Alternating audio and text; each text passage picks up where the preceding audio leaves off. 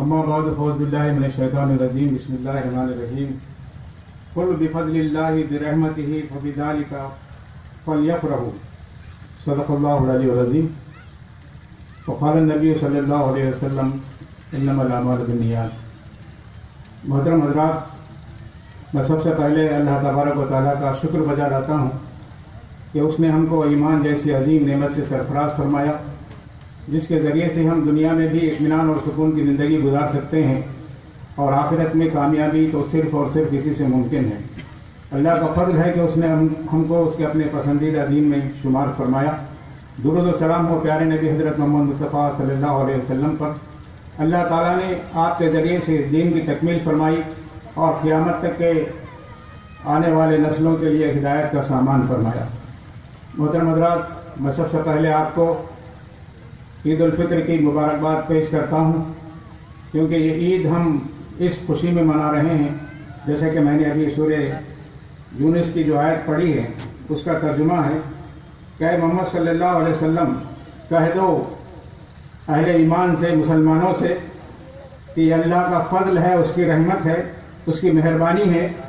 کہ یہ اس نے تم کو یہ چیز عطا کی، قرآن عطا کی، اور اس پر تو لوگوں کو خوشی منانی چاہیے۔ یہ ہم خوشی منا رہے ہیں، یہ عید منا رہے ہیں اسی ضمن میں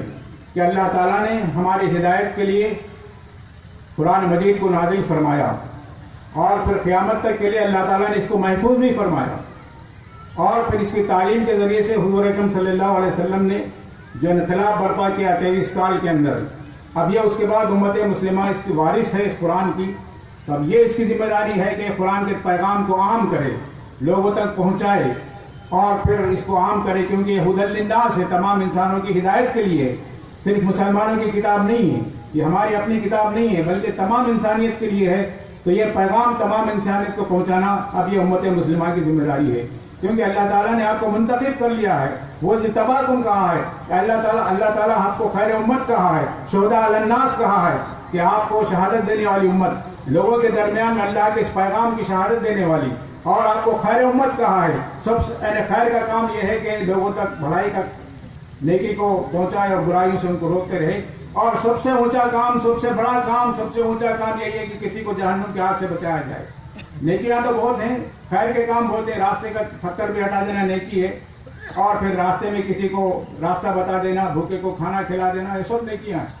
لیکن سب سے اونچی نیکی یہ ہے کہ کسی کو جہنم کی آگ سے بچائے۔ دنیا کی پیٹ کی آگ سے کھانا کھلاتے ہیں، یہ بھی اچھا ہے، لیکن جہنم کی آگ سے بچانا یہ سب سے بڑی نیکی ہے۔ تو اس کی ہم کو فکر کرنا چاہیے کہ کتنے آبادی ہے جو جہنم کا شکار ہے، اور ہم کو فکر نہیں ہے، بلکہ ہم کو ان کی طرف اللہ کے اس پیغام کو، اس امن کے پیغام کو، شانتی کے پیغام کو، اللہ کے پیغام کو ان تک پہنچانا چاہیے۔ اور پھر دوسری بات یہ کہ آج ہم جس ماحول کے اندر، آج اس وقت ہم جب عید منا رہے ہیں، عالم اسلام کا جسم زخموں سے چور ہے، صرف ہندوستان ہی نہیں بلکہ پوری دنیا کے اندر مسلمانوں کا خون و قتل، غارت گری یہ عام ہو رہی ہے، اور کئی مسلم ممالک کو تو کھنڈر بنا دیا گیا۔ ان کے آپ تصاویر دیکھیں گے پہلے کے ہفتے تو پورے کھنڈر بن چکے ہیں، اور پھر مزید ایک کے بعد ایک کو ٹارگٹ بنایا جا رہا ہے، خطر کو نشانہ انہوں نے بنایا ہے۔ تو اس طرح سے ملت کو، ملت اسلامیہ کو، مسلمانوں کی معیشت کو، مسلمانوں کے ملکوں کو تباہ و تاراج کرنے کی مکمل کوششیں جاری ہیں۔ اور پھر خود ہمارے ہندوستان کے اندر جو واقعات ہوئے ہیں، یہ ہندو احیا پرست تنظیموں کی جانب سے کئی مسلمانوں کا جو ہے برسر عام یہ لوگ قتل کر رہے ہیں، جیسے کہ محمد اخلاق ہے، پہلو خاں ہے، منا انصاری ہے۔ اب چند دن پہلے، عید سے چند دن پہلے، 4 دن پہلے کا واقعہ کہ دلی کے اندر بلب گڑھ کے مقام پر دلی سے وہ لوگ عید کا سامان کچھ خرید کر لا رہے تھے، حافظ قرآن تھے بچے، وہ 15 سال کی عمر تھی،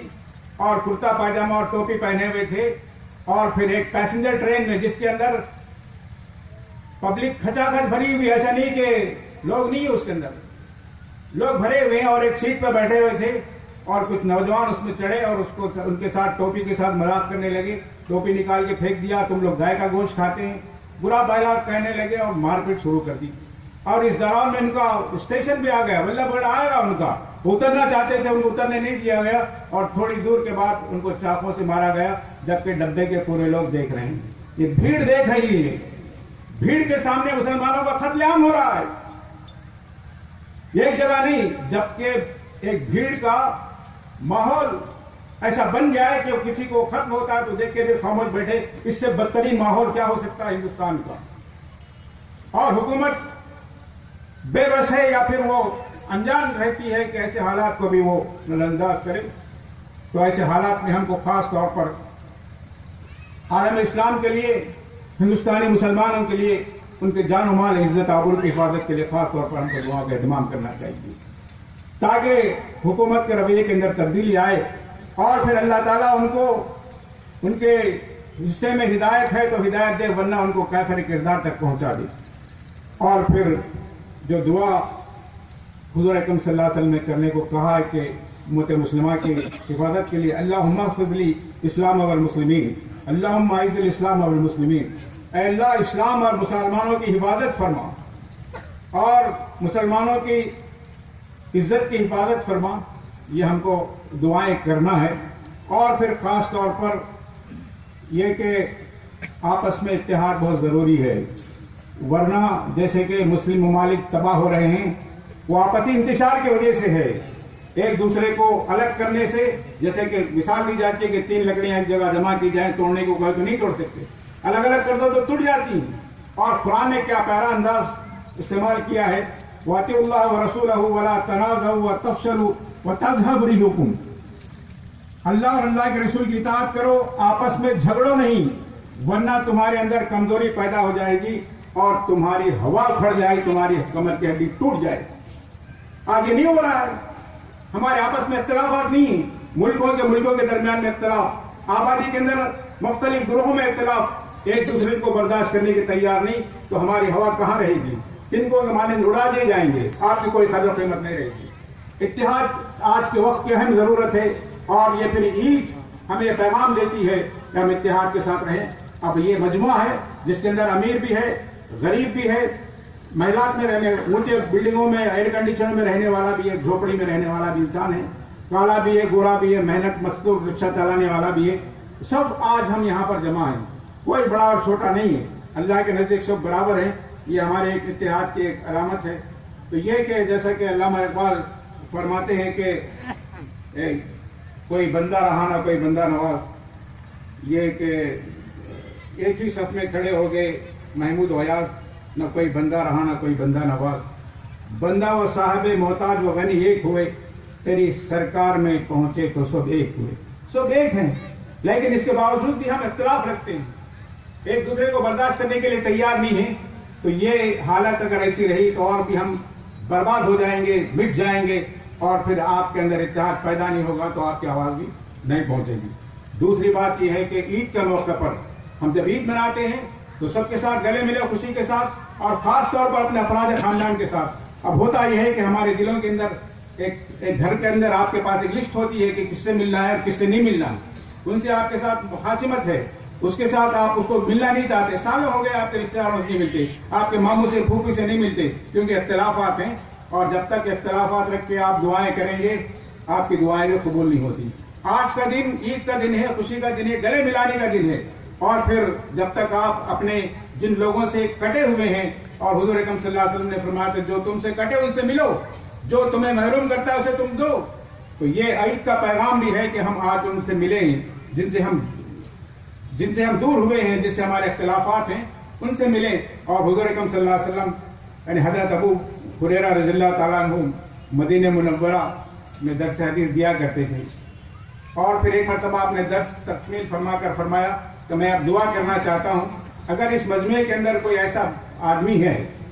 جو قطع تعلق کیا ہے رشتہ داروں سے، وہ اس مجلس سے نکل جائے، کیونکہ حضور اکرم صلی اللہ علیہ وسلم نے فرمایا کہ جو قطع تعلق کرتا ہے رشتہ داروں سے اس کی دعا اوپر تک نہیں پہنچتی۔ تو لہٰذا آپ نے 2 مرتبہ کہا، پھر تیسری مرتبہ ایک نوجوان پیچھے سے لوگوں کی آنکھ چراتا ہوا نکل گیا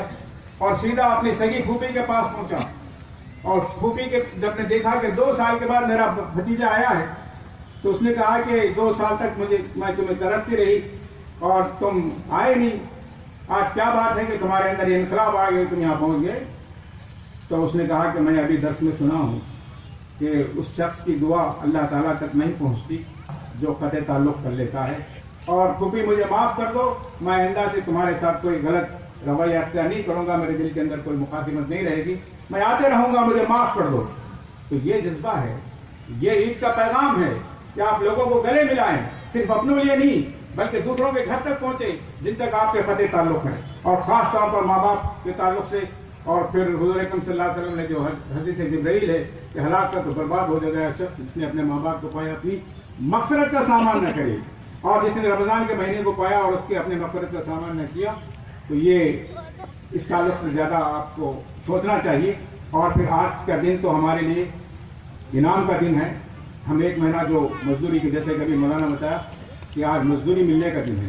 مزدوری کس کو ملتی ہے؟ جو مزدوری کرتا ہے اس کو مزدوری ملتی ہے۔ آپ رمضان میں روزے ہی نہیں رکھتے، صدقات ہی نہیں کرے، آپ نے کچھ جاگا ہی نہیں اور کچھ خیرات ہی نہیں کرے، تو آج کچھ انعام ملنے والا ہے، مزدوری ملنے والی۔ تو مزدوری ان کے لیے ہے جو محنت کیے ہیں، رمضان کو کما حق انہوں نے ادا کیا ہے۔ آج ہمارے جو کچھ بھی کوتاہیاں کمزوریاں ہوئیں اللہ تعالیٰ کو معاف کرنے والا ہے۔ تو آج کے دن بدلے کا دن ہے،